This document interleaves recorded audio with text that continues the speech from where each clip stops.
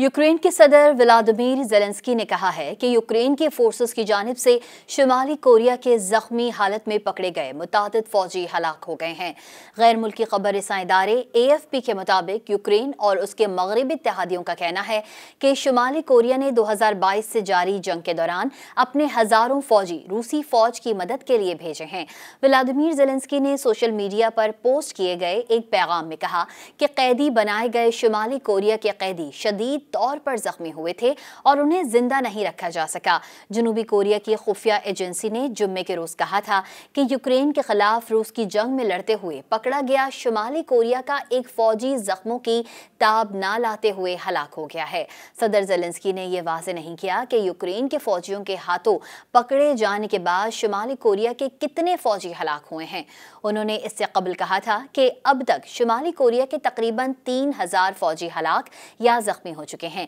क्योंकि वो अपने मगरबी क्रिस्क सरहदी इलाके में रूसी अफवाज के साथ मिलकर लड़ रहे हैं। जहां अगस्त में यूक्रेन ने अचानक हमला किया था, उससे कबल जनूबी कोरिया की इंटेलिजेंस सर्विस ने हलाक या जख्मी होने वाले शुमाली कोरिया के शहरियों की तादाद 1000 बताई थी और कहा था कि हलाकतों की ज्यादा तादाद मैदान जंग के माहौल और ड्रोन हमलों का मुकाबला करने की सलाहियत की कमी की वजह से हो सकती है। व्हाइट हाउस ने जुम्मे के रोज जनूबी कोरिया के अंदाजों की तस्दीक करते हुए कहा था कि प्यांगयांग के फौजियों को जर्नल्स की जानिब से बेकार हमलों में हलाक किया जा रहा है। अमेरिका की कौमी सलामती कौंसिल के तर्जुमान जॉन कर्बी ने सहाफियों को बताया कि हमारे पास ऐसी इतलात भी हैं कि शुमाली कोरिया के फौजी यूक्रेन की अफवाज के सामने हथियार डालने के बजाय अपनी जानें ले रहे हैं।